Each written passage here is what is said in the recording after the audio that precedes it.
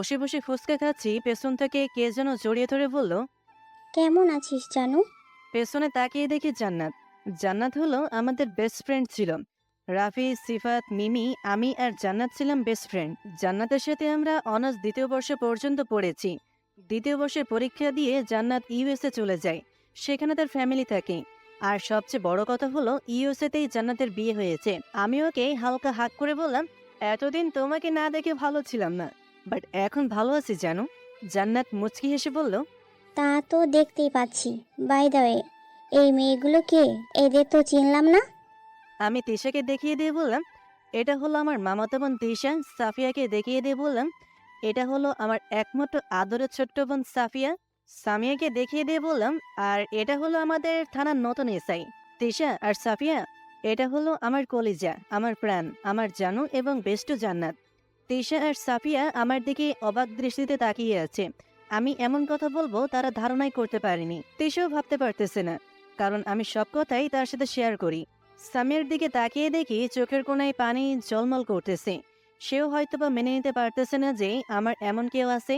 আমি ওদের দিকে তাকিয়ে একটা হাসি দিয়ে জান্নাতকে বললাম, তো দোস্ত, তোর লাইফ পার্টনার কেমন আছে?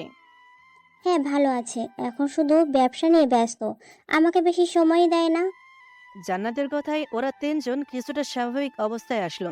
আমি জান্নাতকে বললাম, কবে দেশে এসেছিস? গতকাল এসেছি, বাট তোদের তো খবরই নেই। আরে না, আমি কি করে জানবো তুই এসেছিস? আর রাফি, ওদের সঙ্গে দেখা করেছিস? না রে, ওদের সাথে আমার কোনো যোগাযোগ হয়নি। আমার ফোনটা হারিয়ে গেছে, তোদের সবার নাম্বারও হারিয়ে ফেলেছি। ও, আর শোন, রাফি আর নীলিমার বিয়ে হয়েছে। তাই বিয়েতে খেতে পারলাম না। সিফা তার মিমির কি খবর রে? চলতেছে মোটামুটি। সব কথাই তো হলো, কিন্তু তোর কথা তো জানাই হলো না। রিলেশন জড়িয়েছিস নাকি এখনো সেই স্বামী আর আশায় বসে আছিস? হায় আল্লাহ, এই মেয়ে যে আমার মান সম্মান সব শেষ করে দিবে। জান্নাতের কথা শুনে সামিয়ার মুখের কোণে এক চিলতে হাসি ফুটল। আমি জান্নাতকে বললাম, না না, আমি কারো আশায় বসে নেই। এসব বাদ দিয়ে বল, ইউএসএ কবে যাবি? কয়েকদিন তোদের সাথে কাটাবো, তারপর যাব। আচ্ছা শাহিদ, এখন উঠি রে, বাসায় যেতে হবে। ঠিক আছে, যা। আমি ওদেরকে তোর কথা বলবো নি, কালকে সবাই মিলে আড্ডা দেব। ওকে। জান্নাত চেয়ার থেকে উঠে সাফিয়ার কাছে যেয়ে বলল, আপু থাকো। আচ্ছা। এই বলে জান্নাত চলে গেল। জান্নাতের যাওয়ার পরে আরো কিছুক্ষণ ঘোরাঘুরি করে সন্ধ্যার সময় বাসায় চলে আসলাম। সামিয়াও আমাদের বাসা অব্দি এসেছিল। তবে সামিয়াকে দেখে বুঝতে পারলাম খুব আনন্দে আছে। বাসায় এসে ফ্রেশ হয়ে স্টাডি করতে বসলাম। কয়েকদিন পর পরীক্ষা, এখন পড়ালেখায় মনোনিবেশ করতে হবে। রাতে ডিনার করে আমি, সাফিয়া আর তিশা ছাদে গেলাম। ছাদে বসে থেকে কিছুক্ষণ আড্ডা দিয়ে রুমে এসে ঘুমিয়ে পড়লাম। সকালে ঘুম থেকে উঠে নাস্তা করে কলেজে গেলাম। তিশা সাফিয়াকে নিয়ে তিশার কলেজে গেছে। কলেজে যাওয়ায় বন্ধুদের সাথে আড্ডা দেওয়ার পর প্রতিদিনের ন্যায় ক্লাসে গেলাম। ক্লাস শেষ করে বাইরে আসলাম। বাইরে জান্নাতকে ফোন দিয়ে একটা রেস্টুরেন্টে আসতে বললাম। আমরা কয়েকজন রেস্টুরেন্টে যাওয়ার কিছুক্ষণ পর জান্নাত আসলো। বন্ধুরা জান্নাতকে পেয়ে খুব খুশি হয়েছে। আর খুশি হওয়ারই কথা, 1 বছর পর তাকে দেখতে পেয়েছে। যাই হোক, জান্নাতের সাথে কুশল বিনিময় করে সবাই একটা টেবিলে বসলাম। টেবিলে বসে জান্নাত বলল, শাহিদ, তোর বোনদেরকে এখানে আসতে বল। আরে, ওদেরকে আসতে বলার কি আছে, ওরা কলেজে আছে। আসতে বল, সবাই মিলে আড্ডা দিব। ঠিক আছে, বলতেছি। তিশাকে ফোন দিয়ে এই রেস্টুরেন্টের ঠিকানা দিয়ে সেখানে আসতে বললাম। প্রায় 10 মিনিট পর তিশা আর সাফিয়া আসলো। সাফিয়াকে আমার সকল বন্ধুরাই চিনে। এরপরে জান্নাত আমাদেরকে ইচ্ছে মতন অর্ডার করতে বলল। ওয়েটার এসেই আমাদের খাবার দিয়ে গেল। তিশা খাবার মুখে দিতে যাবে এমন সময় ওর ফোনটা বেজে উঠল। রিসিভ করে কাকে যেন এই রেস্টুরেন্টের ঠিকানা দিয়ে সেখানে আসতে বলল। তিশা ফোনটা রেখে খাওয়া শুরু করলো। একটু পরেই লক্ষ্য করলাম সবাই খাওয়া বাদ দিয়ে রেস্টুরেন্টের গেটের দিকে তাকিয়ে আছে। আমিও সেই দিকে তাকিয়ে দেখি সামিয়া আমাদের কাছে আসতেছে। আর সে তার অফিসের ড্রেস পরেই এসেছে, এই জন্য লোকজন তার দিকে তাকিয়ে আছে। তারা মনে করেছে এখানে কিছু একটা হয়েছে, নইলে পুলিশ কেন।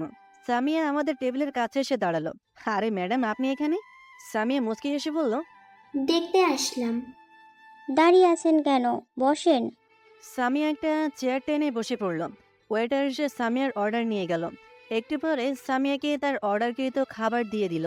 সবাই মিলে খাওয়া দাওয়া শুরু করলাম। খাওয়ার সময় সামিয়া আমার দিকে বারবার তাকাচ্ছে। বিষয়টা সিফাত খেয়াল করে সামিয়াকে উদ্দেশ্য করে বলল, কি ব্যাপার ম্যাম? আপনি বারবার শাহিদের দিকে তাকাচ্ছেন কেন? সামিয়া সিফাতের কথায় হকচকিয়ে যেয়ে বলল। কই না তো। রাফি আমার দিকে তাকিয়ে বলল। কি ম্যাম, সামথিং সামথিং নাকি? সামিয়া কিছু না বলেই মুচকি হাসি দিয়ে মাথা নিচু করে খেতে লাগলো। জান্নাত সামিয়াকে বলল। ম্যাম, আমাদের শাহিদের আশা করেন না, কারণ সামিয়া নামে কোনো এক মেয়ে ছ্যাঁকা খাওয়ার পর থেকে সে কোনো মেয়ের সাথে রিলেশনে জড়ায়নি।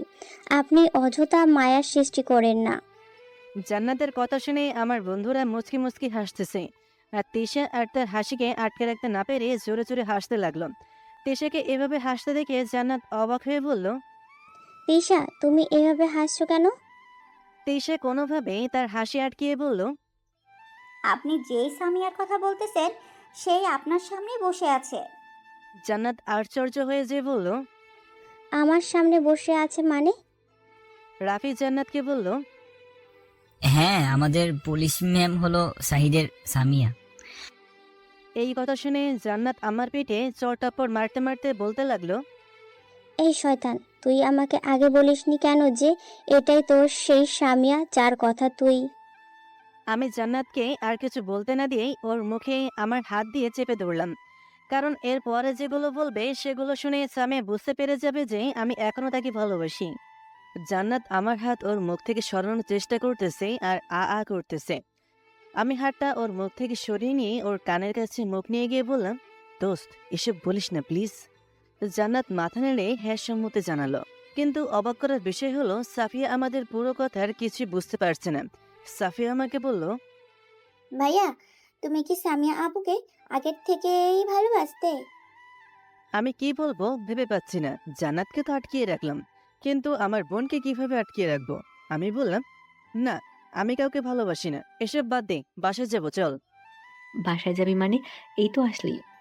না রে, আমার ভালো লাগতেছে না, তোরা বসে থেকে আড্ডা দেই, আমি বাসায় যাব। তিশা আর সাফিয়া, তোরা এখন বাসায় যাবি? ওদেরকে আর কিছু বলতে না দিয়ে জান্নাত বলল। তুই যা, আমি ওদেরকে বাসায় নামিয়ে দিয়ে আসবো নি।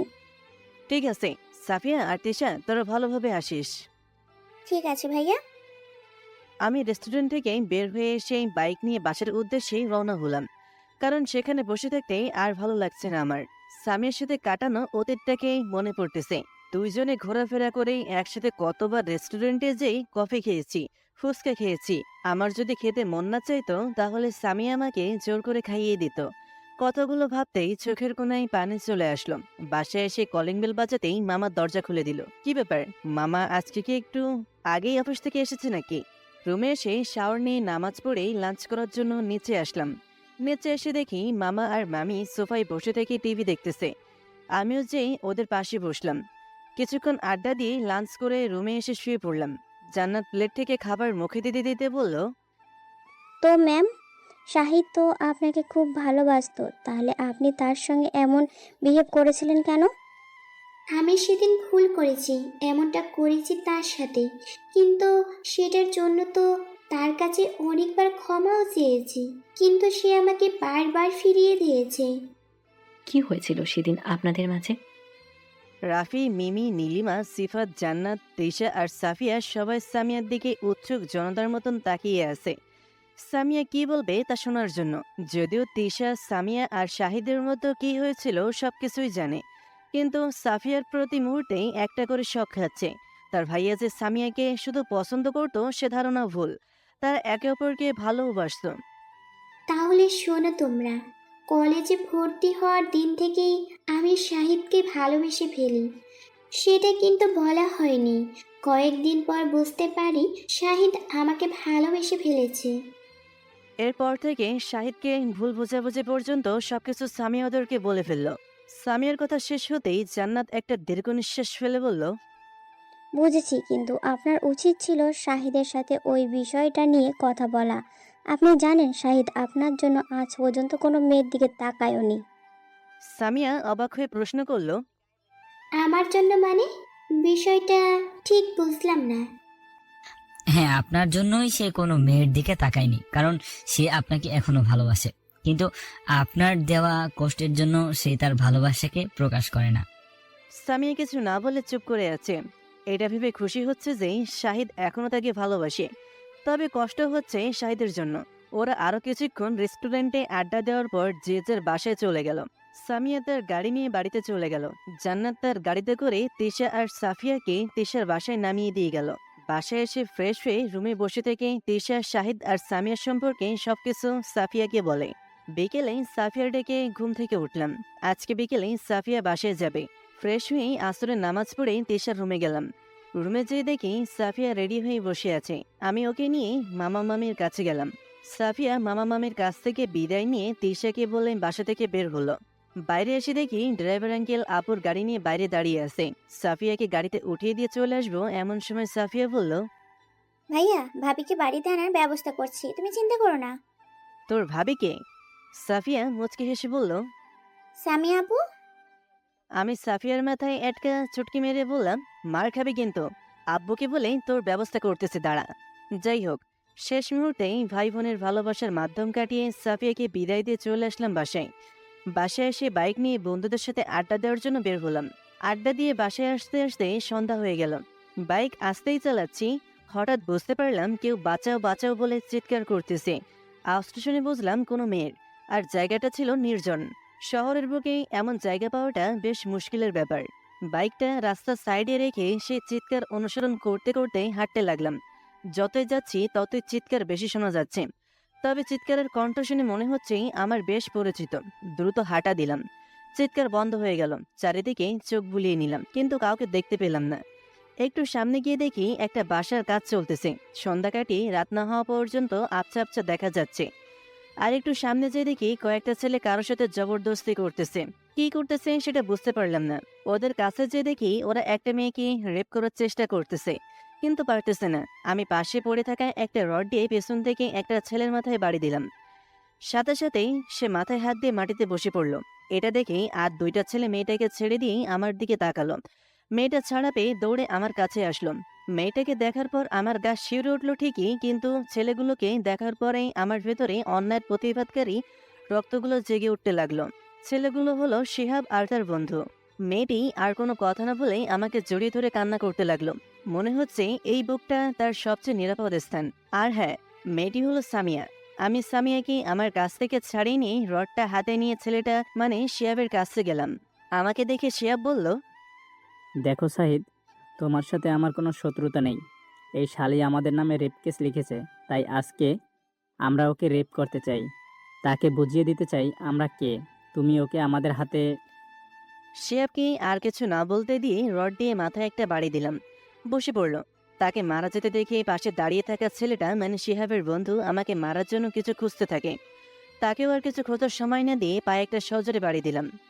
তারপরেই ওদের দুজনকে ইচ্ছা মতন পিটালাম। মারতে মারতে ওদের মুখ দিয়ে রক্ত বের করে ফেলেছি। সামি আমাকে জড়িয়ে ধরে আমার হাত থেকে রডটা ফেলে দিয়ে ভাঙা ভাঙা কণ্ঠে বলল, প্লিজ ওদেরকে ছেড়ে দাও, ওরা মরে যাবে তো। আমি সামিয়াকে আমার থেকে ছাড়িয়ে নিয়ে জিজ্ঞাসা করলাম, আপনার গাড়ি কোথায়? গাড়ি এখানে এসে বাস্ট হয়ে যায়। আমি গাড়ি থেকে নামতেই এই ছেলেগুলো আমাকে জোর করে এখানে নিয়ে আসে। তুমি না আসলে ওরা আমাকে।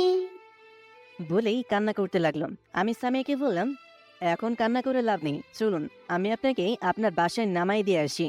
এরপরে বাইক নিয়ে সামিয়াকে সামিয়ার বাসায় নামিয়ে আমি আমার বাসায় চলে আসলাম। বাইকে বসার পর থেকে সামিয়া আমাকে জড়িয়ে ধরে বসেছিল। আমিও না করিনি, কারণ মেয়েটা এমনিতেই এমন একটা শখের মধ্যেও আছে। এখন তাকে হার্ট করাটা উচিত হবে না। বাসায় এসে ফ্রেশ হয়ে স্টাডি করে ডিনার করতে গেলাম।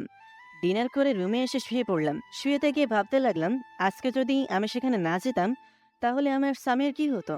সকালে ঘুম থেকে উঠেই নাস্তা করে কলেজে গেলাম। ক্লাস শেষ করে আড্ডা দিয়ে বাসায় ফিরলাম। বাসায় এসে ফ্রেশ হয়ে লাঞ্চ করে আড্ডা দিতে বসলাম। লেখাপড়া করে বন্ধুদের সাথে আড্ডা দিয়ে সামিয়া আর তিশার সাথে ঘোরাফেরা করে, যদিও সামিয়ার সাথে ঘোরাফেরা করার ইচ্ছাটা নেই, একটা বছর কেটে গেল। এবার আমি অনার্স 4র্থ বর্ষে। আর হ্যাঁ, এই কয়দিনে সামিয়া আমার বেশ ক্লোজ হয়ে পড়েছে। আমিও মনে হয় তার মায়ায় নিজেকে জড়িয়ে ফেললাম। কয়েকদিন ছুটি আছে, তাই ভাবলাম আমার বাসা নওগাঁ থেকে একটু ঘুরে আসি। আজ থেকে 4 বছর হয়ে গেল আমি আমার শহর ছেড়ে এখানে চলে এসেছি। আমি আর তেশা বের হলাম নওগাঁর উদ্দেশ্যে।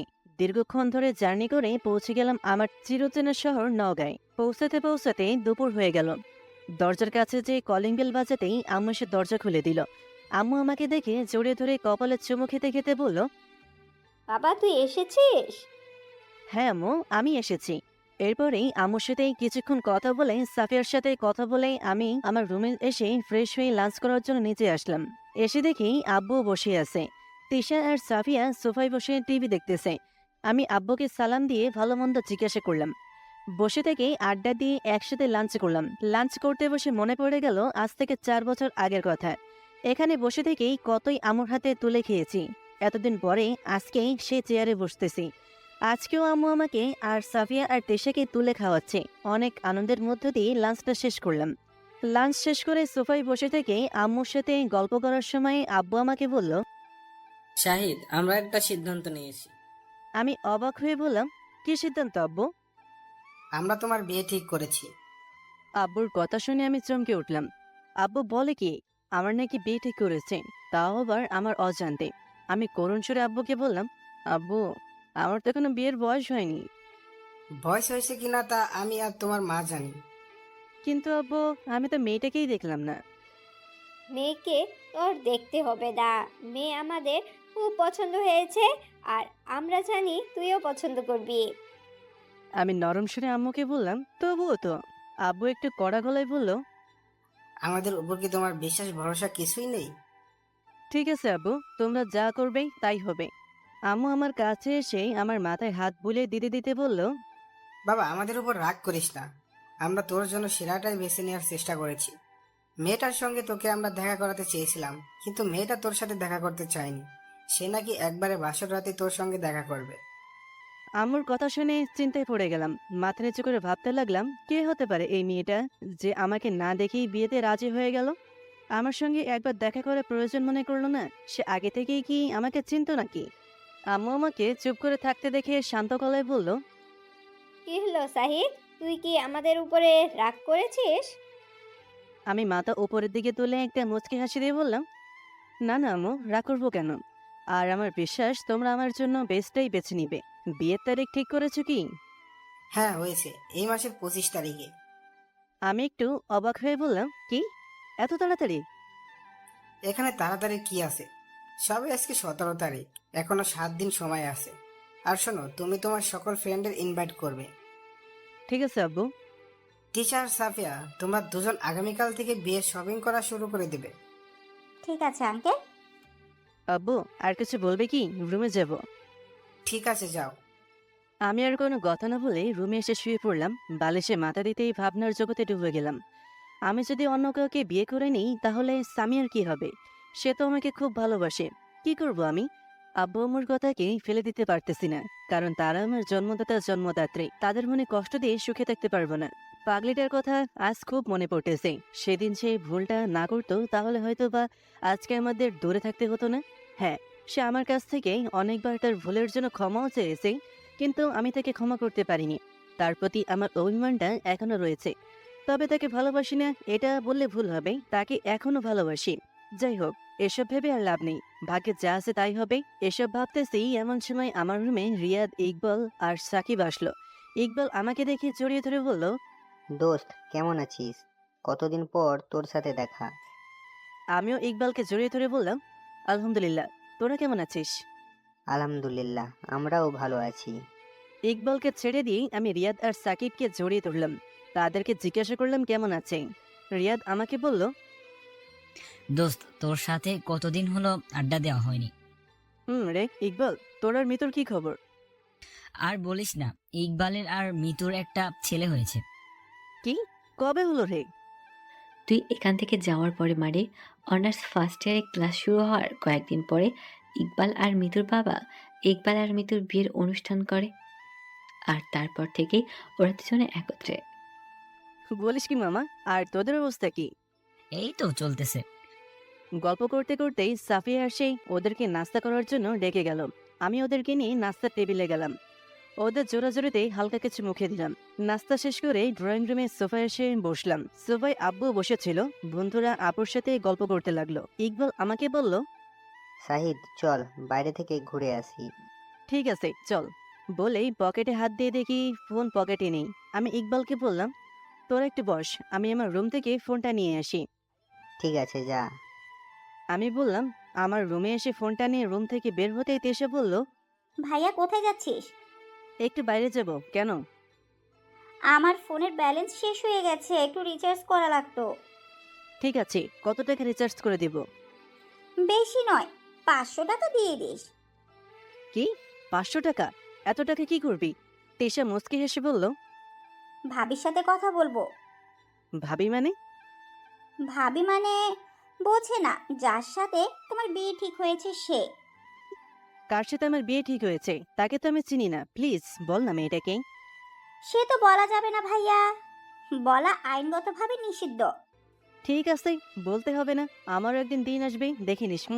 বলেই আমি চলে আসলাম। নিচে এসে দেখি ইকবাল, রিয়াদ আর সাকিব আব্বুর সাথে কথা বলতেছে আর হাসাহাসি করতেছে।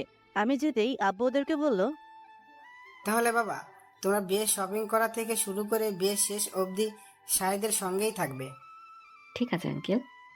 আর শোনো, কালকে সকালে তোমরা আমার বাসায় চলে আসবে। কালকে থেকে শপিং শুরু করে দেবে। আচ্ছা আঙ্কেল। এরপরে আম্মুকে বলে বন্ধুদের সাথে বাসা থেকে বের হলাম। বাইরে এসে দেখি 3টা বাইক দাঁড় করানো। বুঝতে আর বাকি রইল না এগুলো ওদের 3জনের। এরপরে আমি ইকবালের বাইকের পেছনে বসলাম। 4 বন্ধু মিলে আমার সে চিরচেনা শহরটা ভালোভাবে ঘুরলাম। এরপরে চলে আসলাম সেই পার্কে, যেখান থেকে শুরু হয়েছিল সামিয়া আর আমার ভালোবাসার সূচনা। আবার সেইখানে শেষ হয়েছিল আমাদের ভালোবাসা। আমি একটা গাছের নিচে বসেই মন খারাপ করে বসে আছি। অতীতটা আবার এসে কড়া নাড়িয়ে দিয়ে যাচ্ছে মনে। রিয়াদ আর সাকিব আমার পাশে এসে বলল, দোস্ত, মন খারাপ করিস না, অতীতকে ভেবে কি লাভ বল? যে চলে গিয়েছে তার চিন্তা করে কি লাভ? ভাগ্যে থাকলে সে আবার আসবে। আর সবচেয়ে বড় কথা, কয়েকদিন বাদে তোর বিয়ে। এখন যদি তুই এসব ভেবে নিজেকে কষ্ট দিস তাহলে কি হবে? আমি কিছু না বলে আকাশের দিকে তাকিয়ে আছি। সিফাত আমার কাঁধে হাত রেখে বলল, শাহিদ, তুই কি এখনো সামিয়াকে ভালোবাসিস? আর ভালোই যদি বাসিস তাহলে সামিয়াকে ক্ষমা করে দে, তাকে নিয়ে আবার নতুন করে শুরু কর। না রে, আর সেটা সম্ভব নয়। কেন? কদিন বাদে আমার বিয়ে। এখন যদি আমি সামিয়াকে আমার জীবনে ফিরিয়ে নিয়ে আসি বা বিয়ে করি, তাহলে আমি আমার বাবা মায়ের কাছে পাপী হয়ে থাকব। কারণ তারা আমার অন্যজনের সঙ্গে বিয়ে ঠিক করে ফেলেছে। আমার কথা শুনে সাকিব আর রিয়াদ মুচকি মুচকি হাসতেছে। রিয়াদ বলল, আরে দোস্ত, সামিয়ার। রিয়াদকে আর কিছু না বলতে দিয়েই ইকবাল এসে রিয়াদের দিকে চোখ রাঙিয়ে বলল, কি শুরু করছিস তোরা? শাহিদ, চল, আমার বাসায় যাবি। মিতু তোকে যেতে বলেছে। আমিও রিয়াদের কথায় গুরুত্ব না দিয়ে ইকবালের বাসার দিকে রওনা দিলাম। ইকবাল, রিয়াদ আর সাকিব ওদের বাইকগুলো পার করতে গেল। আমি ইকবালের বাসার দরজায় কলিং বেল বাজাতেই একটা ছোট্ট বাচ্চা এসে দরজা খুলে দিল। আমাকে দেখে বলল, তাতে তাই? খুবই ছোট বাচ্চা ছেলে, ঠিক মতন কথাই বলতে পারতেছে না। আমি বাচ্চাটাকে জিজ্ঞাসা করলাম, তুমি কে বাবু, আর তোমার বাবার নাম কি? আমার নাম লাফি। আমার বাবার নাম ইকবাল। ও, এইবার বুঝলাম, এটা আমার ফ্রেন্ডের ছেলে। আমি রাফিকে কোলে তুলে নিতেই একটা মেইলি কণ্ঠে কে বোঝানো বলল, কে এসেছে রাফি? কথাটা শুনে আমি অবাক হয়ে সামনের দিকে দেখি মিতু দাঁড়িয়ে আছে। মিতু আমাকে দেখে অবাক হয়ে বলল, আরে শাহিদ, কেমন আছিস? আলহামদুলিল্লাহ, তুই কেমন আছিস? আমিও ভালো আছি। এটাই কি তোর আর ইকবালের ছেলে? না, এটা আমার ছেলে। পেছন থেকে কে যেন বলল। না, এটা আমার ছেলে। পেছনে ঘুরে দেখি ইকবাল দাঁড়িয়ে আছে। মিতু বলল, না, এটা আমার ছেলে। না, এটা আমার ছেলে। এই তো শুরু হয়ে গেল তাদের তর্ক বিতর্ক অনুষ্ঠান। আমি ওদেরকে ঝাড়ি দিয়ে বললাম, এই তোর থামবি? তোদের এই অভ্যাসটা কখনো গেল না। আমার ঝাড়ি খেয়ে মিতু বলল, সরি রে দোস্ত। আচ্ছা, ভিতরে চল। এরপরে আমরা যে সোফায় বসলাম। আমি ইকবালকে বললাম, কি রে, আঙ্কেল আন্টিদেরকে যে দেখছি না, তারা বেড়াতে গেছে? ও। এরপর মিতুর সাথেই আরো কিছুক্ষণ আড্ডা দিলাম। আসলে বন্ধু বান্ধব এক জায়গায় হয়েছে তো, তাই একটু আড্ডা দিতে বেশি সময় লাগলো। আমি মিতুকে বললাম, মিতু, নীলের কি অবস্থা? নীলার বিয়ে হয়েছে? তাই? এখন কোথায় থাকে? সিলেটে। নীলার মামাতো ভাইয়ের সাথেই ওর বিয়ে হয়েছে। বাহ, খুব ভালো তো। ওরে ভাই, কিন্তু আমাদের চাচাতো বোন, মামাতো বোন, ফুফাতো বোন এগুলো যে কোথাও উধাও হয়ে গেছে। আমরা এতদিন ধরে ফ্রি আছি, কেউ আমাদের দেখতেই পায় না। সাকিবের কথা শুনে সবাই একটু হাসলাম। আমি মিতুকে বললাম, দোস্ত, আগামী 25 তারিখেই আমার বিয়ে। তুই আর ইকবাল আগেই চলে আসিস। কস কি মামা, তোর বিয়ে কার সাথে? মেয়েটা কে? মেয়েকে আমি নিজেই জানি না, মেয়ে নাকি একেবারেই বাসরাতেই আমার সঙ্গে দেখা করবে। তুই শেষ মামা। জন্মের পর থেকেই দেখা হওয়ার মানে পরিচয় হওয়ার পরেও বাসর রাতে আমাকে যে পেন দিয়েছিল, সেই হিসাবে বাসর রাতের পরিচয় তো তোর জীবন শেষ করে দিবে। ইকবলকে আর বলতে না দিয়ে মিতু বলল, এই ফাজিল, এসব কথা এদের কে বলতে হবে, হ্যাঁ? আরে এত রাগার কি আছে, আমাদের বন্ধুকে তো এসব জানতে হবে, না হলে পরে আবার। হয়েছে হয়েছে, চুপ করো। ওদের সাথেই আরো কিছুক্ষণ আড্ডা দিয়ে বাসায় ফিরলাম। বাসায় ফিরতে সন্ধ্যা হয়ে গেল।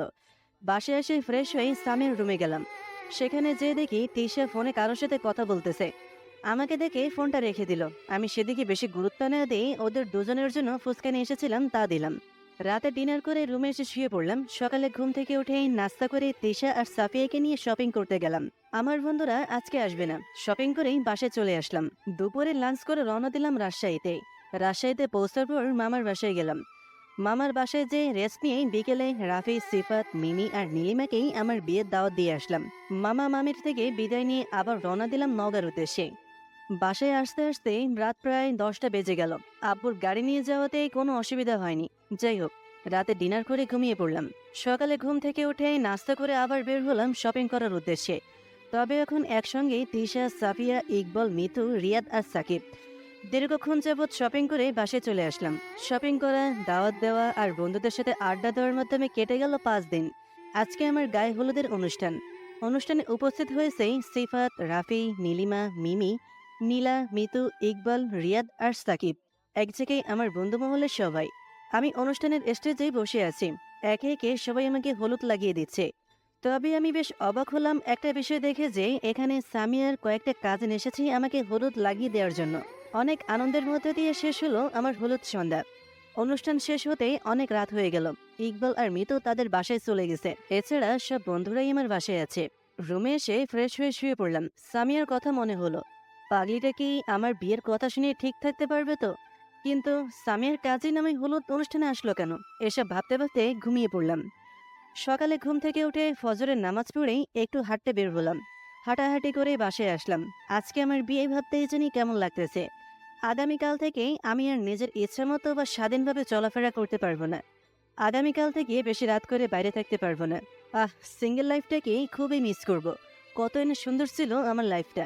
আমি, তেশা, সাফিয়া, সিফাত আর রিয়াদ এক গাড়িতে উঠলাম, আর অন্যরা অন্য গাড়িতে উঠেছে।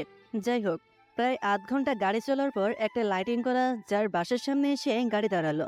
মনে হচ্ছে এটাই আমার হবু শ্বশুরমশাইয়ের বাসা।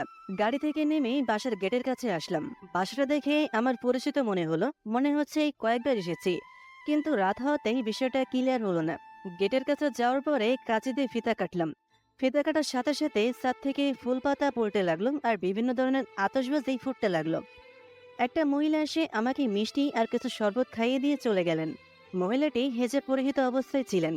বিয়ের সব ঝামেলা মিটিয়ে আমার বউকে নিয়ে শ্বশুরমশাইয়ের বাসা থেকে বের হলাম। গাড়িতে ওঠার পরেও আমার গিন্নি মাথা নিচু করে বসেছিল। তার ছোঁয়াটা আমার বেশ পরিচিত মনে হচ্ছিল। বাসায় পৌঁছে গাড়ি থেকে নেমে বাসায় ঢুকতেই আম্মু তার বৌমাকে বরণ করে নিলেন। এরপরে তিশা আর সাফিয়া আমার গিন্নিকে নিয়ে আমার রুমে গেল, আর আমি আমার বন্ধুদের সাথে ছাদে চলে আসলাম। তবে অবাক করার বিষয় হলো আমি আমার গিন্নির মুখটা এখনো পর্যন্ত দেখতে পেলাম না। বন্ধুদের সাথে আড্ডা দিতে তেশা আর সাফিয়া দুজনেই একসাথে এসেই আমাকে রুমে যাওয়ার জন্য ডেকে গেল। বন্ধুদের থেকে বিদায় নিয়ে আসার সময় ইকবাল বলল, দোস্ত, তোর জন্য তোর বাসর রুমে এমন কিছু অপেক্ষা করতেছে, তুই তা কল্পনাও করতে পারবি না। আমি আর কিছু না বলে মুচকি হাসি দিয়ে ছাদ থেকে আমার রুমের দরজার সামনে চলে আসলাম। দরজার সামনে এসে দেখি 2জন সৈনিক পাহারায় আছে। আমি বললাম, কি চাই তোদের? দুজনে 5,000 টাকা। কি? 5,000 টাকা আমার কাছে নেই। দিবে কিনা বলো, নইলে নইলে কি? হেডকোয়ার্টারে শুট করার অর্ডার দিয়ে দিব। আমি ভয়ে ভয়ে বললাম, মানে? তেশা মুচকি হেসে বলল, মানেটা না, ভেতরে ঢুকতেই বুঝতে পারবে। এখন টাকা দাও। কি আর করব, ওদেরকে না দিয়ে কাকে দিব? পকেট থেকে ক্রেডিট কার্ডটা বের করে দিলাম। ক্রেডিট কার্ড দেখে তেশা বলল, আমরা এটা নিয়ে কি করব? আমাদের শুধু 5। আমার কাছে ক্রেডিট কার্ড ছাড়া কিছুই নেই, তোরা এটা নিয়েই যা। তেশা আর সাফিয়া আমার ক্রেডিট কার্ড নিয়ে চলে গেল। আমি দরজা খুলে রুমের ভেতরে ঢুকতেই আমার গিন্নি খাট থেকে নেমে এসে আমার পায়ে সালাম দিতে লাগলো। তবে এখনো ঘোমটাটা দিয়ে আছে, যার ফলে তাকে স্পষ্ট চেনা যাচ্ছে না। আমি ওর কাঁধ ধরেই আমার পা থেকে উপরে উঠাতেই আমি ওর মুখ দেখতে পেলাম। তার মুখটা দেখার সাথে সাথেই আমি 2 কদম পেছনে হেঁটে গেলাম, কারণ আমার গিন্নি আর কেউই নয়, আমার গিন্নি হলো আমার এক্স সামিয়া। সামিয়া আমার সামনেই মাথা নিচু করে বলতে লাগলো, আমি জানি শাহিদ, তুমি আমাকে মেনে নিবে না, আমাকে স্ত্রীর অধিকারও দিবে না। তোমার মনে আমার জন্য রয়েছে শুধুই ঘৃণা। হয়তোবা তুমি এখনই এইগুলোই বলতে। প্রত্যেকটা মেয়ে এই রাত নিয়ে কিছু স্বপ্ন জড়িয়ে রাখে, তেমন আমিও রেখেছিলাম। কিন্তু আমি জানি আমার সেই স্বপ্নগুলো আমার পূরণ হবে না, আর না হওয়ারই কথা। যে ছেলেটার মনে শুধু রয়েছে মেয়েটার প্রতি ঘৃণা, রাগ, অভিমান, সে ছেলে মেয়েটাকে কি করে তার জীবনসঙ্গী হিসেবে গ্রহণ করবে? কিভাবে সেই মেয়েটাকে জীবনের অপেক্ষাকৃত সেই স্বপ্নের রাতে গল্প শোনার সাথী হবে? কখনোই হবে না। আমি তোমাকে এইভাবে বিয়ে করতে চাইনি। আমি আগে তোমার মনটাকে জয় করতে চেয়েছিলাম, কিন্তু তোমার পরিবার আমার আর তোমার সম্পর্কে সব কিছু জানতে পারে। তারপর তোমার বাবা আমার বাবাকে বিয়ের প্রস্তাব দেয়, আমার বাবাও রাজি হয়ে যায়।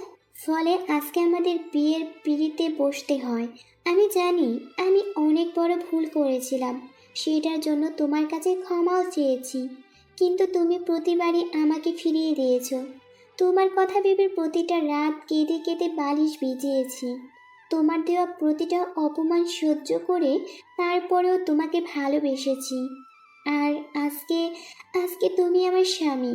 স্বামীর অধিকারটা হয়তো পাবো না, স্বামীর ভালোবাসাটা হয়তো পাবো না, কিন্তু ঠিকই আমি তোমাকে ভালোবেসে যাব, যেমনটা আগে বেসেছিলাম।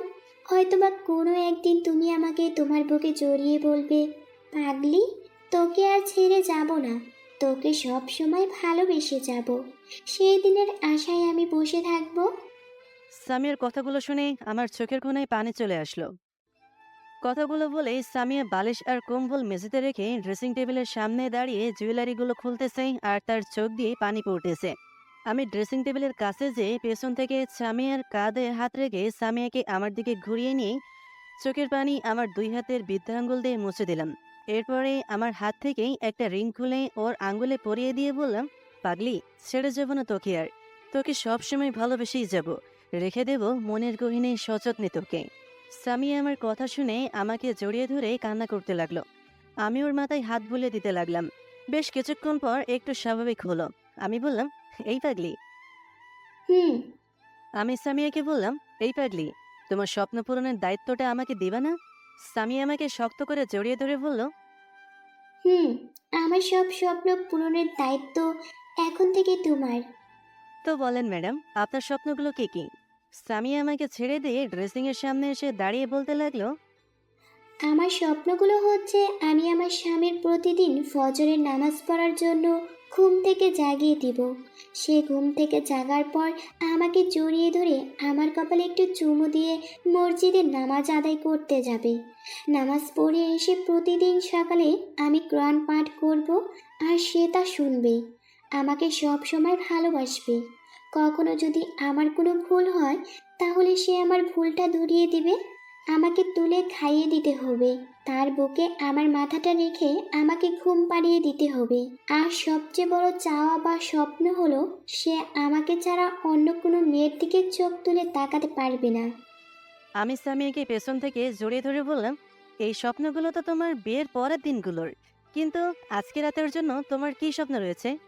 সামিয়া লজ্জামাকে হাসি দিয়ে বলল, আমার একটা কিউট বেবি লাগবে। তাই?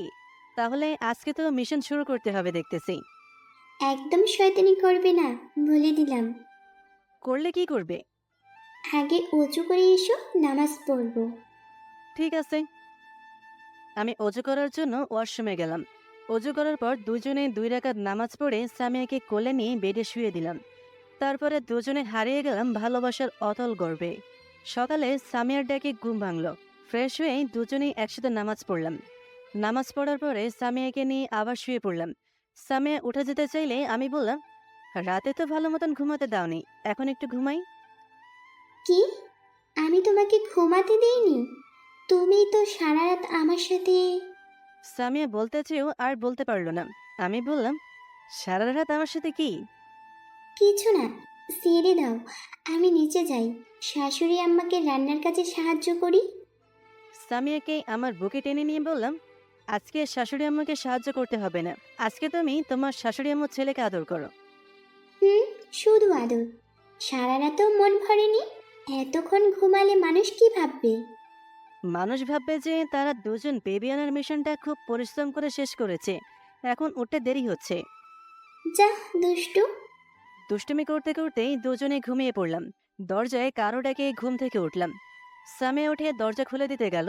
দরজা খুলে দেওয়ার সাথে সাথে তিশা, সাফিয়া, মিমি আর মিতু রুমে ঢুকে পড়ল। তিশা সামিয়াকে বলল, কি ব্যাপার ভাবি, তোমাকে কেমন জানি খুশি খুশি লাগতেছে। মিমির কথা শুনে সামিয়া লজ্জায় মাথা নিচু করে আমার পাশে এসে বসে পড়ল। আহ, তোমরা কি শুরু করেছো বলো তো? দেখছো না আমার ভাবিটা লজ্জা পেয়েছে। ভাইয়া তুমি বাইরে যাও, আমরা ভাবিকে সাজিয়ে নিচে নিয়ে যাব। ঠিক আছে। রুম থেকে বের হয়ে নিচে আসলাম। নিচে এসে দেখি আমার কয়েকটা কাজিন আর আমার বন্ধুরা বসে আছে। আমাকে দেখে রাফি বলল, কি খবর দোস্ত, বাসর রাত কেমন কাটলো? আমি শুধু একটা মুচকি হাসি দিলাম। কি বলবো, বন্ধুদের সাথে আড্ডা দিতেই সামিয়া ওপর থেকে সিঁড়ি দিয়ে নিচে নেমে আসতেছে। সামিয়াকে তো আমি আজকে আবার নতুন রূপে দেখতেছি। আমি শুধু সামিয়ার দিকে তাকিয়ে আছি। আমার চারপাশে কি হচ্ছে তা আমার খেয়াল নেই। যাই হোক, সবাই মিলে সকালের ব্রেকফাস্ট করলাম। আমার পরিবারটা মনে হচ্ছে কেবল পরিপূর্ণ হলো, তবে এখনো পরিপূর্ণভাবে পরিপূর্ণ হয়নি। একটা বেবি হলে হবে আর কি। নাস্তা শেষ করে বন্ধুদের সাথে বাইরে ঘুরতে বের হলাম। ঘোরাফেরা করে দুপুরের আগে বাসায় চলে আসলাম। বিকালে শ্বশুরবাড়িতে যাওয়ার জন্য বের হলাম। আমি গাড়ি ড্রাইভ করতেছি আর সামিয়া আমার পাশে বসে আছে। আমি সামিয়াকে বললাম, সামিয়া, গায়ে হলুদের দিন আমার বাসায় তোমার যে কাজিনগুলো এসেছিল তাদেরকে তুমি পাঠিয়েছিলে? হ্যাঁ, কেন? আমি সামিয়াকে রাগানোর জন্য বললাম, হলুদ লেহেঙ্গা পরে যেই মেয়েটা এসেছিল তার নাম কি? রুহি। কিন্তু তার নাম শুনলে কেন? আমি মুচকি হেসে বললাম, মেয়েটা দেখতে খুব সুন্দর ছিল, মন তো চেয়েছিল বিয়ে করে ফেলি। সামিয়া রেগে যায়। কি, তুমি আমাকে ছাড়া অন্য মেয়ের দিকে নজর দিয়েছো? আমি কি জানতাম তোমার সাথেই আমার বিয়ে হচ্ছে? জানলে তো আর কারো দিক তাকাতাম না। সামিয়া বাইরে মুখ করে বলল। হুম, তোমার সাথে আমার কথাই নেই। আমি একটা হাসি দিয়ে এক হাত দিয়ে সামিয়াকে আমার কাছে টেনে নিয়ে কপালে একটা চুমু দিয়ে বললাম, পাগলি, তোমাকে ছাড়া আর কারো দিকে তাকাইনি আমি। আমি তোমাকে রাগানোর জন্য বললাম। সামিয়া অভিমানের স্বরে বলল, আমাকে রাগাতে কি তোমার ভালো লাগে? হ্যাঁ, খুব ভালো লাগে। তুমি যখন রেগে যাও তখন তোমার গাল দুটো স্ট্রবেরি ফলের মতন লাগে, মন চাই খেয়ে ফেলি। হুম, আমাকে আর পাম দিতে হবে না। আমি সামিয়াকে কোলে বসিয়ে বললাম, লক্ষ্মী সোনা, রাগ করো না, একটু হাসো প্লিজ। না হাসলে করবো যে তোমার স্ট্রবেরি গালে কিস। সামিয়া আমার কথা শুনে ফিক করে হেসে দিল। শ্বশুরবাড়ির সামনে এসে গাড়িটা পার করে বাসার ভেতর ঢুকলাম। শাশুড়ি মাকে দেখে সালাম দিয়ে বললাম, আম্মু কেমন আছেন? আলহামদুলিল্লাহ বাবা, তোমরা কেমন আছো? আলহামদুলিল্লাহ। সামিয়া, জামাইকে তোর রুমে নিয়ে যা। ঠিক আছে আম্মু। আমি আর সামিয়ার রুমে চলে আসলাম। রুমে ঢুকে তো আমি অবাক না হয়ে পারলাম না, কারণ সামিয়ার পুরো রুমে আমার আর সামিয়ার ছবি সাজানো আছে, যে ছবিগুলো আজ থেকে 4 বছর আগের তোলা ছিল। এছাড়াও কয়েকটা নতুন ছবি দেখতেছি যেগুলো পার্কে ঘুরতে যাওয়ার সময়ের। ফ্রেশ হয়ে পোশাক চেঞ্জ করে খাটে হেলান দিয়ে বসে পড়লাম। সামিয়া এখনো ফ্রেশ হয়ে আসেনি। বসে থাকতেই একটা ছোট্ট বাচ্চা, বয়স 3 বছর বা তার চেয়ে কম হবে, রুমে আসলো। এসে বলল, আঙ্কেল আঙ্কেল, আপনি তোমালে আর ফুপিলে নাটটা করার জন্য ডাকতেতে। আমি বাচ্চাটাকে কোলে নিয়ে বললাম, বাবু, তোমার নাম কি? আমার নাম তাওফিক। তাওধিক আবার কি নাম রে বাবা? আচ্ছা, পরে সামিয়ার থেকে শুনবনি। আব্বু, তোমার আপি কে? আমার আপি হলো তামিয়া ফুপিল আম্মু। বাচ্চাটির কথা শেষ হতেই সামিয়া ওয়াশরুম থেকে বের হয়ে বাচ্চাটিকে দেখে বলল, আরে আব্বু, তুমি কখন আসলে? এখনই এসেছি, তোমারে আর আঙ্কেলের নাটটা তোলার জন্য ডাকতেতে। ঠিক আছে বাবা, তুমি যাও, আমি আর তোমার আঙ্কেল যাচ্ছি। বাচ্চাটি চলে যাওয়ার পর আমি সামিয়াকে প্রশ্ন করলাম, সামিয়া, বাচ্চাটার নাম কি? তাওশিফ আহমেদ।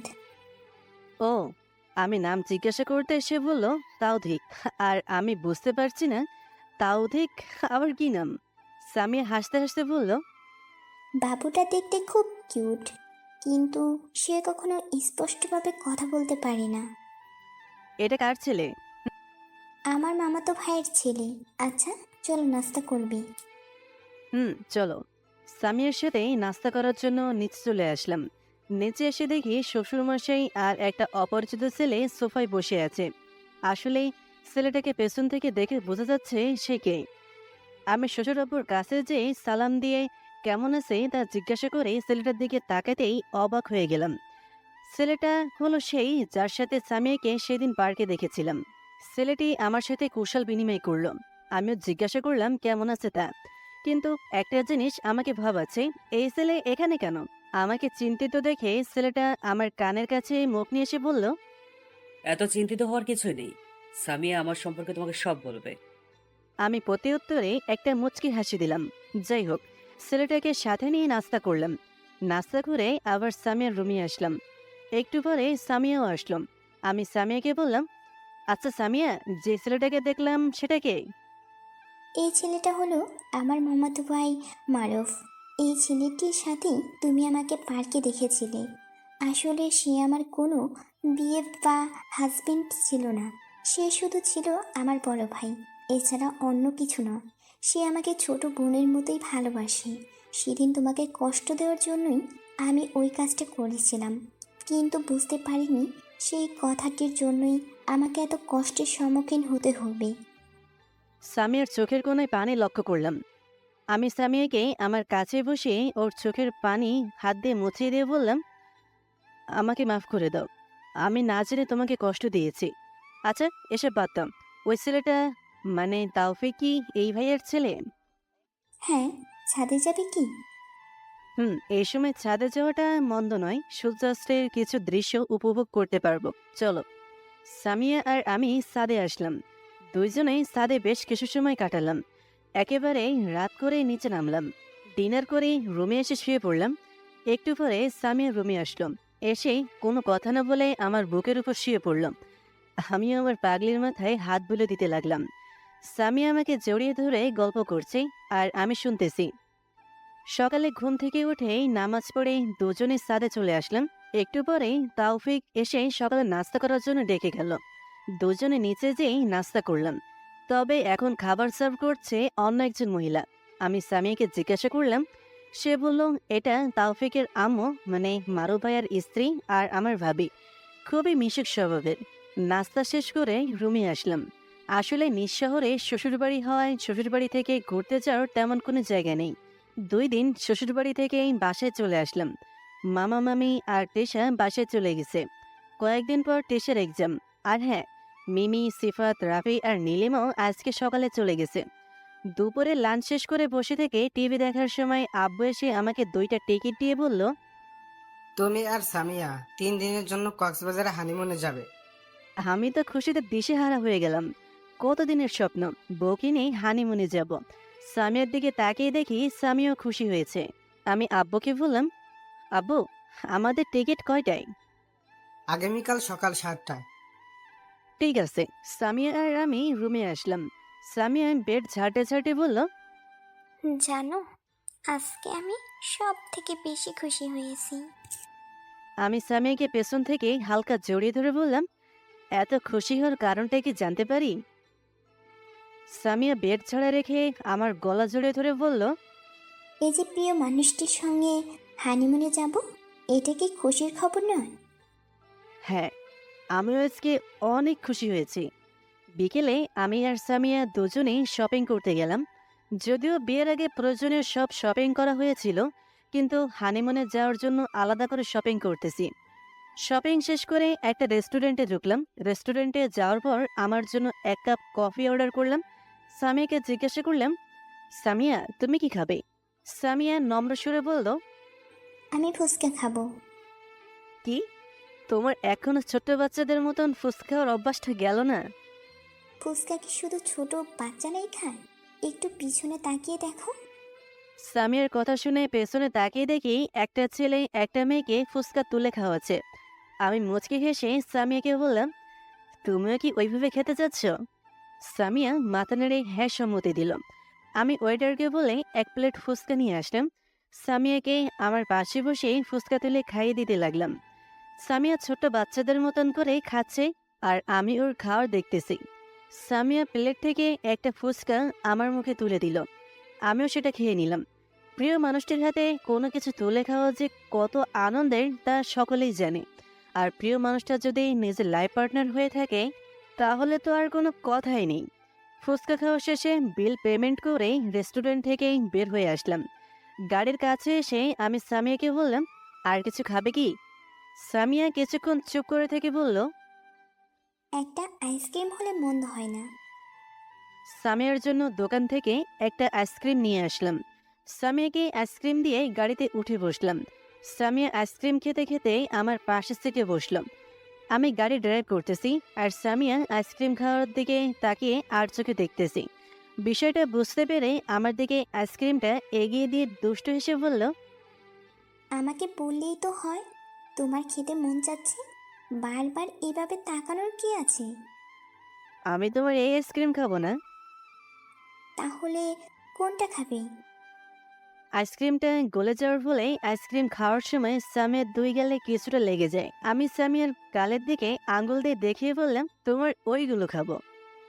আমার কথা শুনে সামিয়া ওর গালে লেগে থাকা আইসক্রিম যখনই হাত দিয়ে মুছতে যাবে তখনই আমি তার হাতটা ধরে বললাম, আমি থাকাতে এগুলো কষ্ট করে হাত দিয়ে মোছার কি আছে? গাড়ি রোডের একপাশে দাঁড় করাতে করাতেই কথাটা বললাম। মানে?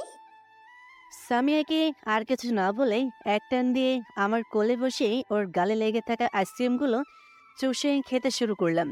আইসক্রিম খাওয়া শেষ করে সামিয়ার দিকে তাকিয়ে দেখি সে এক নজরে আমার দিকে তাকিয়ে আছে আর ওর ঠোঁটগুলো কাঁপতেছে। আমি আর লোভ সামলাতে না পেরে ওর ঠোঁটগুলোতে হালকা ছোঁয়া দিলাম। সামিয়া আমার থেকে একটু সরিয়ে বসে বলল, এই, তোমার রাস্তাঘাটেও বদমাশি শুরু হয়ে গেল? আমি সামনের দিকে তাকিয়ে ড্রাইভ করতে করতে বললাম, কি করব বলো? তোমার স্ট্রবেরির মতন গালে যদি মেঘের মতন বরফ কণা জমা হয়ে থাকে আর সেগুলো যদি গোলাপি ঠোঁট দুটোকে স্পর্শ করে তাহলে কি করে ঠিক থাকবো? সামিয়া আমার কথা শুনে একটু ফিক করে হেসে বলল, আমাকে বলতে তাহলে আমি তোমাকে ভালোভাবেই খাওয়াতাম। সেটা না হয় ধরাই থাকলো। বললেই হলো। বাসায় আসতে আসতে রাত 8টা বেজে গেল। গাড়ি পার করে রুমে এসে দুজনে ফ্রেশ হয়ে ডিনার করার জন্য নিচে চলে আসলাম। ডিনার শেষ করে রুমে এসে সামিয়ার লাগেজ গোছাতে লাগলো আর আমি অনলাইনে হোটেল বুক করে নিলাম। সামিয়ার লাগেজ গোছানো হলে আমার পাশে এসে শুয়ে পড়লো। আমি ল্যাপটপটা রেখে লাইট অফ করে সেই সামিয়াকে আমার বুকে নিয়ে শুয়ে পড়লাম। সকালে ঘুম থেকে উঠে নামাজ পড়ে নাস্তা করে আম্মু আব্বু আর সাফিয়াকে বলে বাসা থেকে বের হলাম। বাসা থেকে বের হওয়ার সময় সাফিয়া সামিয়াকে জড়িয়ে ধরে বলল, ভাবি, তুমি আমার জন্য কি নিয়ে আসবে? সামিয়া সাফিয়ার গেলে হাত দিয়ে বলল, আমার ননদের জন্য একটা টেডি বিয়ার নিয়ে আসবো, কেমন? সামিয়ার কথা শুনে আম্মু আব্বু সবাই হাসতে লাগলো। যাই হোক, গাড়ি নিয়ে বাস স্ট্যান্ডে আসলাম। আর হ্যাঁ, আমরা হানিমুনে যাচ্ছি বাসে করে, তবে প্লেনে জার্নি করলে বেশ মজাদার হতো। বালুডাঙ্গা বাস স্ট্যান্ডে এসে গাড়ি থেকে নেমে আমি আর সামিয়া বাসে উঠে পড়লাম। একটু পরেই বাস ছেড়ে দিল। বাস ছেড়ে দেওয়ার পরে আমি ব্যাগ থেকে চাটনি আর কিছু চিপস সামিয়াকে দিলাম। সামিয়া আমার কাঁধে মাথা রেখে সেগুলো খাচ্ছে, মাঝে মাঝে আমাকেও খাইয়ে দিচ্ছে। দীর্ঘক্ষণ যাবত জার্নি করে পৌঁছালাম কক্সবাজারে। বাস থেকে নেমে সোজা হোটেলে চলে গেলাম। রাত হওয়ায় আর কোথাও ঘুরতে বের হলাম না। ম্যানেজারের কাছ থেকে রুমের চাবি নিয়ে এসেই দরজা খুলে রুমে ঢুকলাম। লাগেজ আর ব্যাগগুলো সোফায় রেখে দুজনে ফ্রেশ হওয়ার জন্য ওয়াশরুমে গেলাম। ফ্রেশ হয়ে বেডে বসতেই কে যেন দরজায় টোকা দিল। দরজা খুলে দেখি ওয়েটার আমাদের জন্য খাবার নিয়ে এসেছে। খাবারগুলো রুমে নিয়ে এসে 2টা প্লেটে সাজিয়ে দিতে দিতেই সামিয়া বলল, দুইটাই কেন সাজাইতেছ? কেন, তুমি খাবে না? খাবো, কিন্তু তোমার হাতে। ঠিক আছে। তারপর 1 প্লেটে খাবার নিয়ে সামিয়াকে তুলে খাইয়ে দিচ্ছি আর আমিও খাচ্ছি। খাওয়ার মাঝপথে সামিয়া হাত ধুয়ে আমার থেকে প্লেটটা নিয়ে আমাকে খাইয়ে দিতে লাগলো। খাওয়া দাওয়া শেষ করে দুজনে ঘুমিয়ে পড়লাম, কেননা দীর্ঘ পথ জার্নি করার ফলে শরীরটা বেশ ক্লান্ত হয়ে পড়েছে। সকালে ঘুম থেকে উঠেই নামাজ পড়ে দুজনে বের হলাম সকালের বিশুদ্ধ বাতাসে নিঃশ্বাস নেওয়ার জন্য সৈকতের উদ্দেশ্যে। সৈকতে কিছু সময় অতিবাহিত করার পর আবার ফিরে আসলাম হোটেলে। হোটেলে এসে নাস্তা করার পর আবার বের হলাম কলাতলি বিচে, যেটা কক্সবাজার শহরের খুব নিকটে অবস্থিত। এভাবে সুগন্ধা বিচ, লাবণী বিচে গেলাম। বিচগুলোতেই বেশ কিছু সময় কাটালাম। Himchhari, radiant fish world, Maheshkhali দ্বীপ, hill ward circuit house, Jhinuk market সহ কক্সবাজারের দর্শনীয় স্থানগুলো আনন্দের সাথে উপভোগ করলাম। সামিয়ার সাথে খুব আনন্দে কেটে গেল 3 দিন। আগামীকাল সকালে টিকিট কেটেছি বাসায় যাওয়ার জন্য। সন্ধ্যার দিকে সামিয়াকে নিয়ে বের হলাম সাফিয়া, তিশা, আব্বু আম্মুর জন্য শপিং করতে। সামিয়ার পছন্দ মতন তাদের জন্য শপিং করে চলে আসলাম। রাতে ডিনার করে শুয়ে পড়লাম। সকালে ঘুম থেকে উঠেই নাস্তা করে বাসস্ট্যান্ডের দিকে রওনা দিলাম। দীর্ঘপথ অতিক্রম করে আবার ফিরে আসলাম নওগাঁয়। নওগাঁয় পৌঁছতেই রাত হয়ে গেল। বাস থেকে নামতেই দেখি আব্বু আর সাফিয়া গাড়ি নিয়ে দাঁড়িয়ে আছে। তাদের সাথে কথা বলে গাড়িতে উঠলাম। ড্রাইভার আঙ্কেল গাড়ি চালাতে লাগলেন। আমি, সামিয়া আর সাফিয়া পেছনে বসেছি, আব্বু ড্রাইভার আঙ্কেলের পাশে বসেছে। বাসায় এসে আমার সাথে কথা বলে রুমে এসে ফ্রেশ হয়ে ডিনার করার জন্য নিচে আসলাম।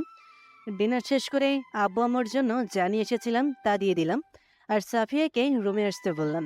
আমি আর সামিয়া রুমে আসার কিছুক্ষণ পরে সাফিয়া আমার রুমে আসলো। সামিয়া ব্যাগ থেকে সাফিয়ার জন্য আনা নেকলেস আর পায়েল বের করে দিল। সাফিয়া এগুলো পেয়ে খুব খুশি হয়েছে। খুশির ঠেলায় সামিয়াকে জড়িয়ে ধরলো। সাফিয়া কিছুক্ষণ আমাদের সাথে গল্প করার পরে রুম থেকে বের হয়ে গেল। আমরাও ঘুমিয়ে পড়লাম। সকালে আজকে দেরিতে ঘুম ভাঙল। ঘুম থেকে উঠেই নাস্তা করে সামিয়াকে নিয়ে শ্বশুর বাড়িতে গেলাম। সেখানে 2 দিন থাকার পরেই বাসায় চলে আসলাম। এইভাবে কেটে গেল 1 সপ্তাহ। আজকে রাজশাহীতে যাব, কেননা কয়েকদিন পর এক্সাম। আর সবচেয়ে বড় কথা, সামিয়ার অফিস আছে। আম্মু আব্বুর কাছ থেকে বিদায় নিয়ে বের হলাম। আর হ্যাঁ, সাফিয়াও আমাদের সঙ্গে যাবে। আম্মু আব্বু আসতে না দিতে চাইলেও আমার আর সামিয়ার জন্য আসতে দিল, বিশেষ করে সামিয়ার জন্য। রাজশাহীতে পৌঁছে মামার বাসার সামনে যেয়ে গাড়ি থেকে নেমে পড়লাম।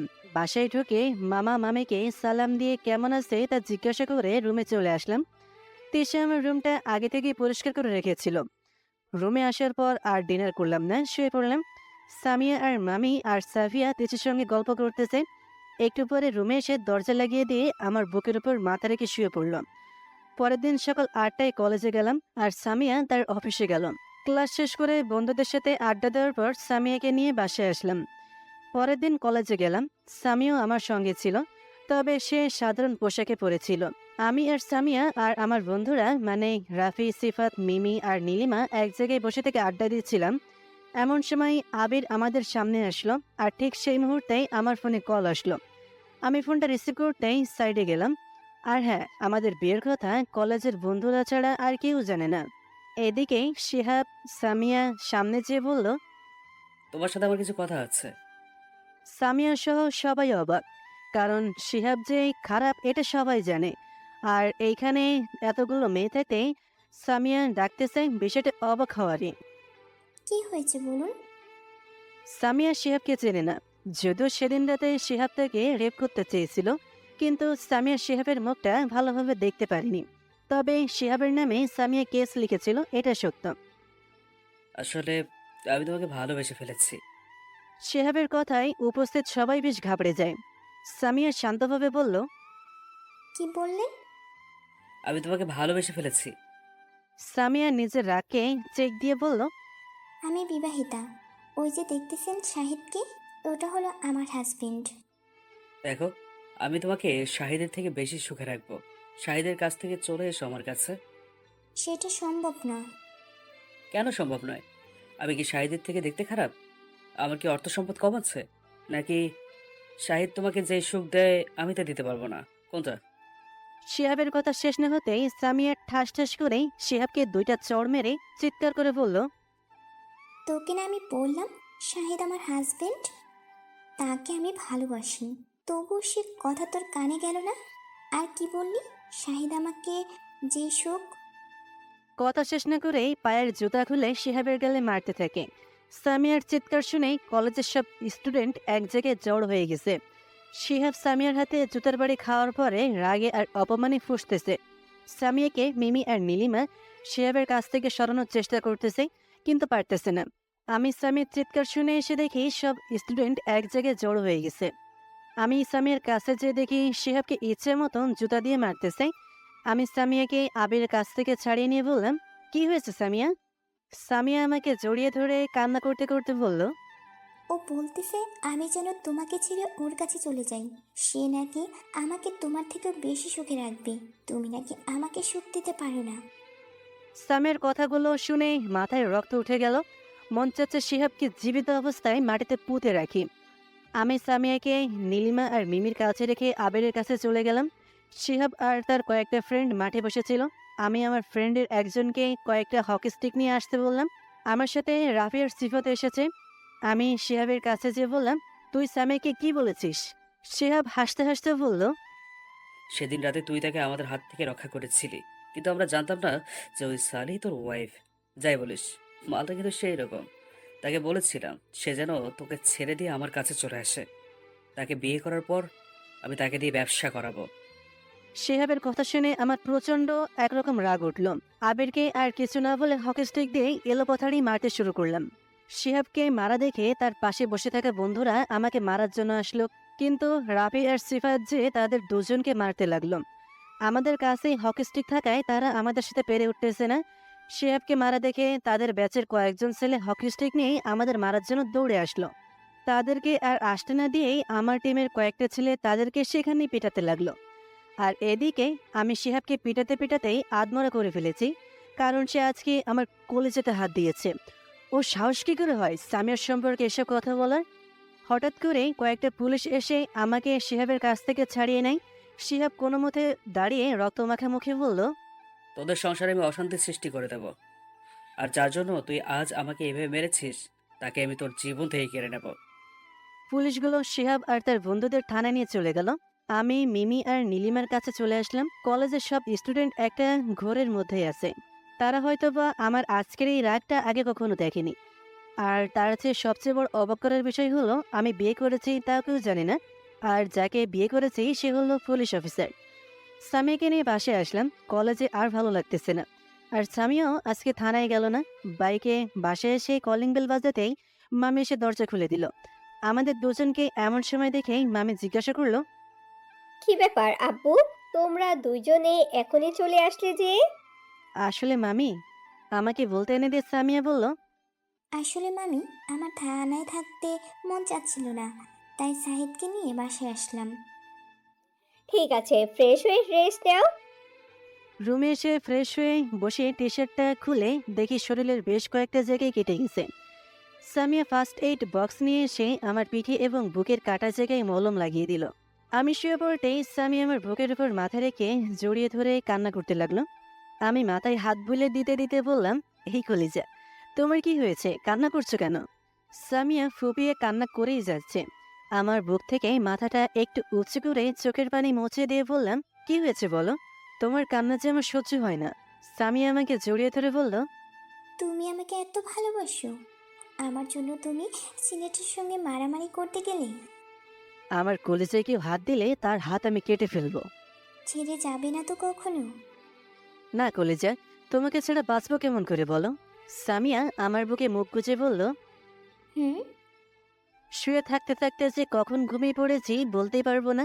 ঘুম থেকে জেগে উঠে তাকিয়ে দেখি দুপুর 1টা বেজে গেছে। সামিয়ার দিকে তাকিয়ে দেখি এক পা আমার পেটের উপর দিয়ে আমাকে জড়িয়ে ধরে আছে। মনে হচ্ছে আমি ওর কোলবালিশ। আমি সামিয়ার গায়ে হাত দিয়ে বললাম, সামিয়া ওঠো, দুপুর হয়ে গেছে তো। সামিয়া কিছু না বলে আমাকে জড়িয়ে ধরে আবার ঘুমিয়ে পড়লাম। একটু পরে দুজন উঠে গোসল করে নামাজ পড়ে লাঞ্চ করার জন্য ডাইনিং টেবিলে বসলাম। যে দেখি মামা আর মামি বসে আছে। তিশা আর সাফিয়া একটু বাইরে গেছে। লাঞ্চ করে মামা মামির সাথে বসে থেকে আড্ডা দিতেই সামিয়া আর সাফিয়া আসলো। মামি ওদেরকে লাঞ্চ করার জন্য নিচে আসতে বললে ওরা বলল রেস্টুরেন্ট থেকেই লাঞ্চ করে এসেছে। আমি আর সামিয়া রুমে আসলাম।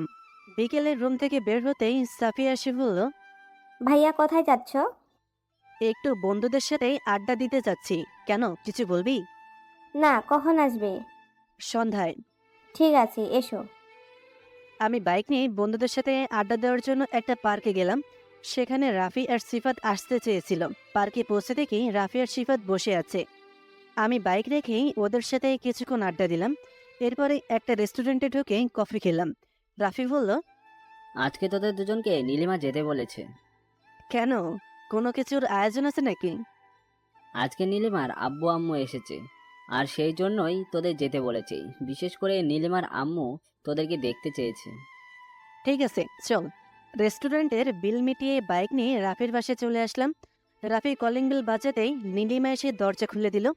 আমাদেরকে দেখে নীলিমা বলল, আরে ভাইয়ারা আসুন, বাইরে দাঁড়িয়ে আছেন কেন? যাচ্ছি, এত তাড়াহুড়া কিসের? বাসায় ঢুকে দেখি রাফির মা বাবার সামনে সোফায় একজন পুরুষ একজন মহিলা বসে আছে। পুরুষ লোকটা হলো নীলিমার বাবা, আর তার সাথে যে মহিলাটা বসে আছে সেটা নিশ্চয়ই নীলিমার মা হবেন। আমি রাফির মা বাবাকে সালাম দিলাম। নীলিমা এসে আমাকে আর সিফাতকে ভদ্রমহিলার সঙ্গে পরিচয় করিয়ে দিয়ে বলল, ভাইয়া, এটা হলো আমার আম্মু, আর আম্মু এটা হলো শাহিদ ভাইয়া, আর এটা হলো শিফাত ভাইয়া। আমি আর সিফাত আন্টির সাথে মানে নীলিমার আম্মুর সাথে পরিচিত হলাম। খুবই নম্রভদ্র মহিলা, একেবারে নীলিমার মতো। মনে হচ্ছে নীলিমার কপি। ওহ সরি, নীলিমা ওনার কপি। আন্টি আঙ্কেলদের সঙ্গে কথা বলতে বলতেই রাত হয়ে গেল। বাসায় আসতেই নীলিমা আর রাফি ডিনার না করে আসতেই দিবে না। সকলে মিলে একসাথে ডিনার করে বাসায় আসার জন্য তাদের থেকে বিদায় নিয়ে রাফির বাসা থেকে বের হলাম। বাইরে এসে পকেট থেকে ফোন বের করে দেখি রাত 8টা বেজে গেছে। আর সাফিয়া, তিশা আর সামিয়ার অনেকগুলো কল। আমি সামিয়ার কাছে ফোন করলাম। ফোন রিসিভ করে সামিয়া বলল, এই, তুমি কোথায় আছো? একটু রাফির বাসায় এসেছিলাম, এখন বাসায় যাচ্ছি। একবার তো ফোন করে জানাতে পারতে। তোমার জন্য কত চিন্তা করেছিলাম, আর কখন থেকেও ওয়েট করতেছি। ঠিক আছে, যাচ্ছি কলেজে। ফোন রেখেই আমি আর সিফাত যে যার বাসার উদ্দেশ্যে রওনা দিলাম। বাসায় এসে রুমে ঢুকে দেখি সামিয়া নেই। ফোনটা বেজে উঠলো, হাতে এনে দেখি সামিয়া ফোন দিয়েছে। আমি রিসিভ করে বললাম, কোথায় আছো তুমি? ছাদে আছি, তুমি ছাদে চলে এসো। একাই ছাদে কি করছো? আর আমি ছাদে যেয়ে কি করব? আসো না, এখানে সবাই আছে। ঠিক আছে, যাচ্ছি। সবাই রাতে ছাদে গেল কি কারণ হতে পারে? আজকে কি কোনো অনুষ্ঠান নাকি? না, অনুষ্ঠান থাকলে আমি জানতে পারবো তো। ভাবতে ভাবতে ছাদে পৌঁছে দরজা খুললাম। দরজা খুলে ছাদে যেতে সকলে একসাথে বলে উঠল, happy birthday to you Shahid. Happy birthday to you Shahid. আমি তো শুধু অবাকের ওপর অবাক হয়ে চারিদিকে দেখতে লাগলাম। ছাদের এক পাশে একটা টেবিল রেখে তার উপর বার্থডে কেক রেখেছে, আর টেবিল সহ চারপাশে সবকিছু লাইটিং করা হয়েছে। আকাশও যেমন তারা মিটিমিটি করতেছে। টেবিলের বাম পাশে দাঁড়িয়ে আছে সাফিয়া, তিশা আর সামিয়া। ডান পাশে দাঁড়িয়ে আছে আম্মু আব্বু আর মামা মামি। আজকের দিনে এইরকম একটা সারপ্রাইজ পাবো ভাবতেই পারিনি। অথচ আজকে যে আমার বার্থডে সেটাই ভুলে গিয়েছিলাম। আমি ফু দিয়ে বাতি নিভিয়ে দিয়ে প্রথমে সামিয়াকে কেক খাইয়ে দিলাম। সামিয়াও আমাকে খাইয়ে দিল। এরপরে একে একে সবাইকে খাইয়ে দিলাম। কেক খাওয়া শেষ হতেই তিশা আমার হাতে গিটার ধরিয়ে দিয়ে বলল, ভাইয়া, আজকের দিনে গান না হলে কেমন হয়? আমি তো অস্বস্তি বোধ করতে লাগলাম। আব্বু আম্মুর সামনে এর আগে কখনো গান গাওয়া হয়নি। আমি তিশাকে বললাম, আমি গান গাইতে পারি না। তুমি পারো, আমি জানি। আব্বু বিষয়টা বুঝতে পেরে বলল, শাহিদ গাও, সমস্যা কি? শুধু আজকের দিনেই তো। আমি গিটার হাতে নিয়ে সুর তুললাম। এরপরে সামিয়ার দিকে তাকিয়ে গান গাওয়া শুরু করলাম। ওগো তোমার আকাশ দুটি চোখে আমি হয়ে গেছি তারা। ওগো তোমার আকাশ দুটি চোখে আমি হয়ে গেছি তারা। এ জীবন ছিল নদের মতো গতিহারা। এ জীবন ছিল নদের মতো গতিহারা দিশাহারা।